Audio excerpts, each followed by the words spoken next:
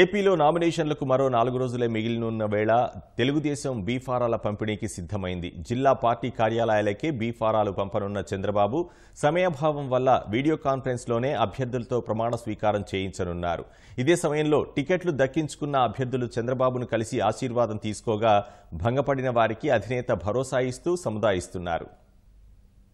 సార్వత్రిక ఎన్నికలకు మొత్తం అభ్యర్థులను ప్రకటించిన తెలుగుదేశం అధినేత చంద్రబాబు వారికి బీ ఫారంలను పంపేందుకు రంగం సిద్ధం చేశారు.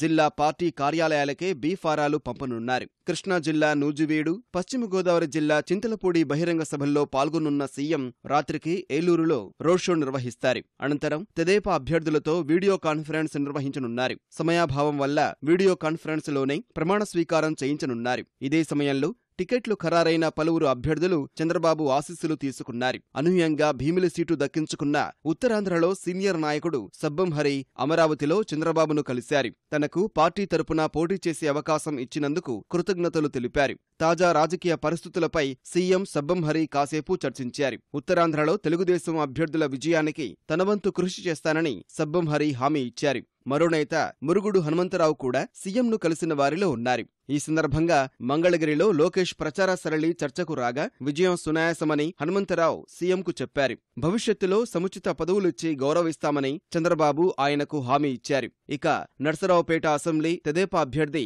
డాక్టర్ చదలవాడ అరవిందబాబు, కనిగిరి అభ్యర్థి ఉగ్ర నరసింహారెడ్డి, అమలాపురం అభ్యర్థి ఐతాబత్తుల ఆనందరావు కూడా ముఖ్యమంత్రిని కలిసి ఆశీర్వాదం తీసుకున్నారు.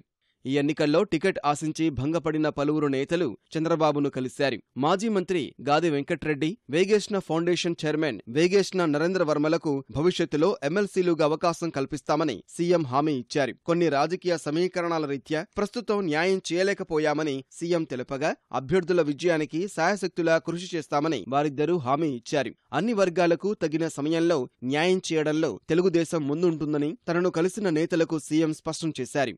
మరోవైపు తెలుగుదేశం ఎన్నికల మేనిఫెస్టోకు తుది మెరుగులు దిద్ది రేపు ప్రకటించే అవకాశముంది.